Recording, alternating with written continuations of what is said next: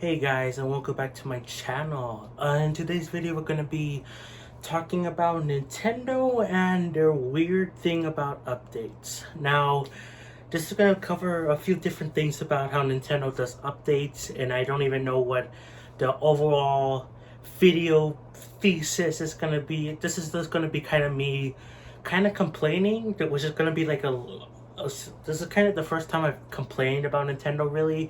I mean, I've talked about some negative things they've done here and there, but this is the real video where I'm gonna be like complaining about something that kind of bothers me, and it's their weird inconsistency with updates on games. Now, of course, when I'm talking about updates, I mean like mostly free updates. I will talk about DLC a little bit, but I'm mostly talking about free updates they do. For example, probably the most infamous free updates thing that Nintendo does is like Splatoon.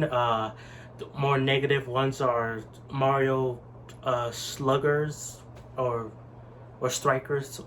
Thinking of the previous Strikers game, but Mario Strikers, the Switch one, Switch Sports, and Mario Golf, Super Rush, Mario Tennis Aces. Those are some of the more commonly, well, that were either commonly updated by Nintendo, or they are infamous for having not that much content and being updated later on. Which is why I want to talk about this, because there is a weird inconsistency with Nintendo and updates. Sometimes with some of their games, like Mario Tennis Aces, the Mario Golf Super Rush, all the ones I mentioned, besides Splatoon, are like lacking content a lot. Games like especially Mario Strikers, like Charge, right? Is that the Switch one? I don't know. I never bought the game myself. I played the demo online, like the online demo, or playtest, whatever it was called, and I've seen reviews and stuff like that, and I didn't pick it up because there's nothing to do in that game. They did update the game with like characters and stuff like that, but they didn't do anything like a single player mode. They didn't do any cool reward system like Switch Sports does. Like, I don't know why the game is lacking content, and that's the most recent weird thing with Nintendo, where like the weird game with Nintendo where with like specifically Mario sports games, they like putting out the game without it being really ready and like updating it later. Like, at the very least, I can appreciate Mario Tennis Aces and Mario Golf Super Rush for having a story. Is that particularly interesting of a story, but it's at least a story mode you can do, which I do appreciate about those games. But again, as soon as you're done with them, there's really nothing to do other than play online. Now, with Mario Tennis Aces, they did fix this a little bit with the fact that over time, through updates, you were able to get costumes online by playing online a couple times, but they only did a limited amount of costumes, and again, this was done via updates, and that's what I kind of don't like about Nintendo and some other game companies in general, where they feel like, oh, they could put out the game right away and update it later to fix it, now, well, now let me talk about Splatoon. The first, I want to say Splatoon 1 and 2, they are guilty of the same thing with the Mario sports games, where they don't really feel like they have lots of content. Now, I got Splatoon 1. I haven't played it yet, but I did get Splatoon 2 around a couple months after it came out, and it felt like it had content to me. But from when I was there, I was watching people play Splatoon before I had it, along with like other Switch games before I had them. And I thought Splatoon 2 was lacking in content quite a bit. Like, yeah, Splatoon 1 and 2 have a story mode, which again, I do appreciate. Some games like Mario Strikers Charge, and like, why did that not have a story mode? Like, come on. But anyway, that game is like the prime example of like the problem with Nintendo and updates. Like, it feels like they put it out too early, that game. But anyway, Splatoon 1 and 2, like multiplayer online, at the beginning it felt like you couldn't really do much. You had like a few maps. I think I want to say for Splatoon 2 you had like maybe 5 maps, maybe a little bit more, like to play on, and like it wasn't that good. Like at least you had a story mode, but even then you had to wait for updates. And but with Splatoon 3, I do feel like they did fix this issue where they felt like there were a lot more maps, a lot more weapons, and a lot more things to do online, especially with the catalog. It made you feel like you should play online.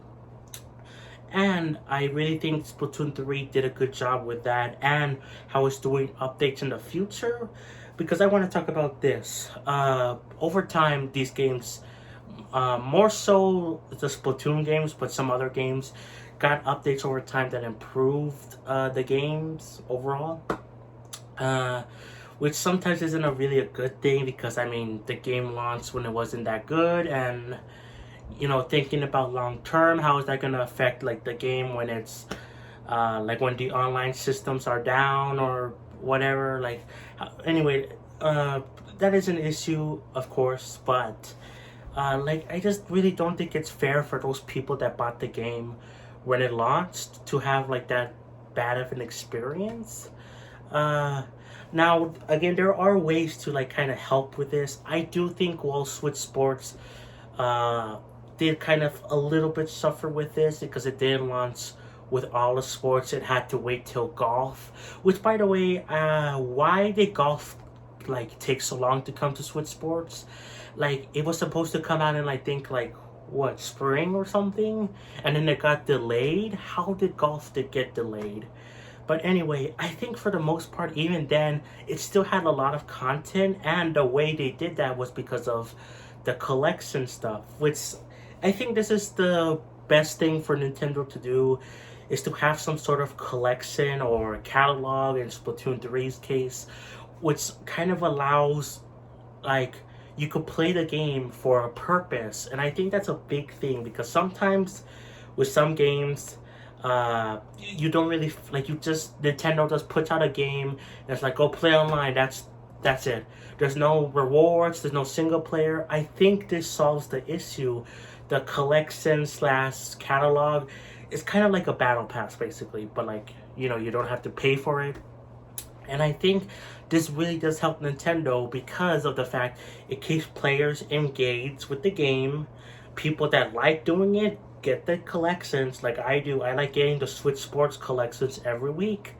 And the catalog for Splatoon 3, I'm working on that by playing every day. So that helps with player engagement and people staying with the game long term, which I feel like some of these other games that have the updates, like Mario Strikers, kind of didn't succeed. I don't see anyone talking about the game like at all. Man, that game, I probably will never buy it. Now, on the slightly opposite end, I want to talk about games that deserved more updates. Now, so here's the thing. The main point of this video, why I don't really know exactly what it is, besides that games should launch when they have a lot of content already, but have updates for a decent bit, you know? Like the game should feel like it's complete, but get more things as it goes on. Not feel like, oh, I just bought like a, like what's the term that people use? Like, I just bought a, I forgot what it was term. Like, it's a PC term, PC gaming term. Like, you just buy the game, like the alpha build or something. I don't know what it was called. But anyway, you buy the game before it's even ready, and that's not really fun. But I do think Nintendo has something with when they put out a game that's fully complete, but they add more things to it. But this is another problem with Nintendo that's kind of the opposite, where they give up on the updates too quickly, which I guess is kind of the case with the other games too. They kind of gave up on updates too quickly. With some cases, like Mario Strikers Charge, I'm using that example a lot because I think that's the most outrageous example of the update problem with Nintendo. But even after those games got updates, it still doesn't feel like their games are complete.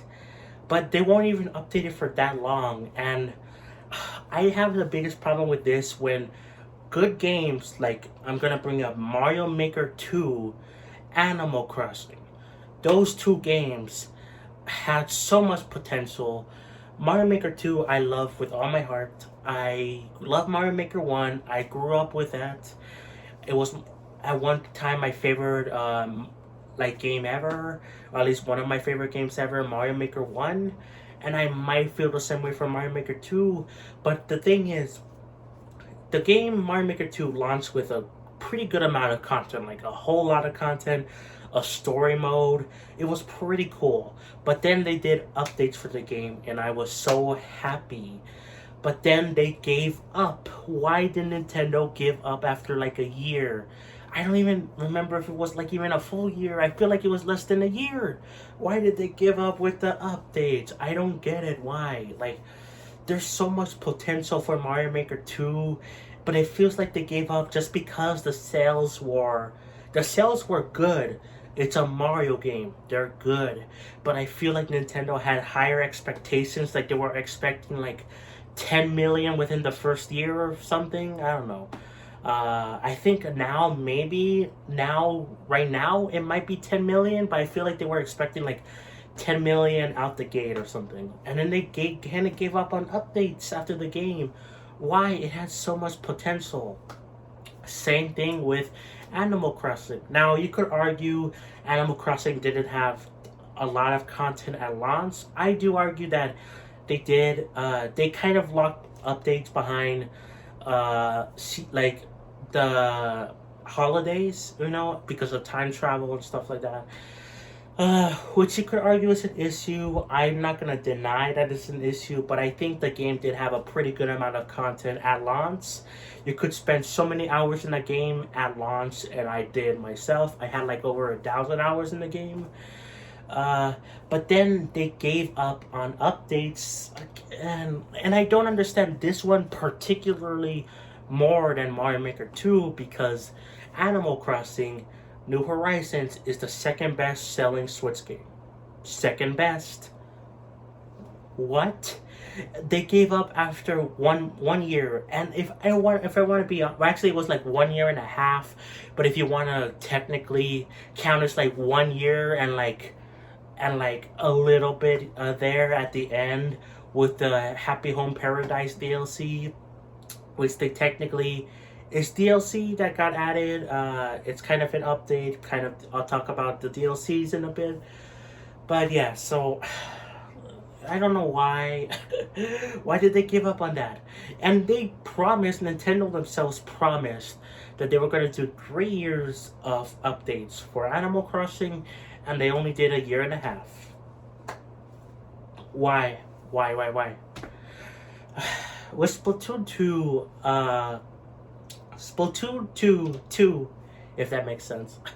When again, it kind of lacked content at the beginning, but it got more improved as the game went on, which is a problem within itself. But then Nintendo kind of gave up on updates. Now, look, I think they might have given up on updates because they were working on Splatoon 3, but at the same time, I feel like they could have easily continued at least the Splatfest for like until Splatoon 3 came out. That wouldn't have been so hard, especially because they did do some Splatfest here and there after the official, ending of updates concluded. Like they only continued supporting Splatoon 2 for a year and a half, and then they stopped. It was almost 2 years. I will give them that, almost 2 years, but it was like a year and like a couple months off of 2 years. But they after that they did the final Splatfest or whatever. But then guess what? It wasn't the final Splatfest. They did 2 repeat Splatfest and then one brand new one in 2020. So I want to ask, why did they stop updates specifically with the Splatfest? That shouldn't have been too hard to just keep going at least every like until Splatoon 3 came out. Like, why did they give up on that? I've always been confused by that. And with Splatoon 2 especially, I feel like I'm the only person that has that opinion. I feel like most people were like, oh, maybe we'll get Splatoon 3 later. And we did get Splatoon 3, but it came out a while longer than I think most people were either expecting, or it came out sooner than people were expecting because people thought it was going to be the next console for Nintendo. It will come out. So basically, I just think, why did they stop updates on Splatoon 2? At least in terms of Splatfest. But yeah, Splatoon. Nintendo has like this weird problem with updates for games. Now sometimes they do technically do updates because of DLC, which Nintendo has a separate DLC problem. You're having too much DLC or not knowing when to put DLC. Like, why was there no Mario Odyssey DLC? I will never know. Maybe they're working on a sequel that's taking like 5 years. I don't know, but so like with some DLCs, like Mario Kart 8 Deluxe, that got DLC because, well, I'm not even really sure why it got DLC. My theory is that they were taking a long time with the next Mario Kart game, and they're like, oh, let's just do DLC for Mario Kart 8 Deluxe, especially because it's like making a whole bunch of money. So yeah, it is the #1 best-selling game on the Switch. So I think that's why they made the DLC for that, and like, of course, the game is getting updated because of that. But again, you have to pay for the DLC, so you get some free stuff because of the update sometimes, but it is still mostly the DLC thing. Same thing with Xenoblade 3 and Xenoblade 2, which I love both of those games. Xenoblade 2 did have some more quality of life improvements because of the updates, along with DLC. But then Xenoblade 3, I feel like they could have done more. Maybe they'll surprise us and do like one big quality of life update for the game when the final DLC comes out. But again, Nintendo is very inconsistent with how they do DLCs. DLCs and updates. Sometimes they give updates, like, oh, they support the game a lot, and then they stop for whatever reason, or sometimes they just give up right away. Sometimes the game launches without it having that much content. I don't know. It's a whole bunch of things that I hope Nintendo does improve in the future. I do think there is hope because of Splatoon 3 at Switch Sports, specifically Switch Sports, because again, the collections, it could have used some more updates in terms of sports. Maybe that will happen one day. I hope to God they add another sport to Switch Sports. But at least they're keeping the game alive through collections. And with Splatoon 3, they did promise 2 years of updates. And unlike with Animal Crossing, they seem to be keeping that promise. So, fingers crossed it is actually 2 years of updates. So, Nintendo, yeah, that's basically it. Nintendo is weird about updates. I guess that's the thesis of the video. I don't know. I just kind of wanted to get this off my chest, because some of these things I've heard before from other YouTubers, but some of them I haven't, like the Splatoon 2 take. So yeah, that's it for the video, guys. I hope you enjoyed, and yeah, that's really it for the video. Thanks for watching, guys. Bye, and peace.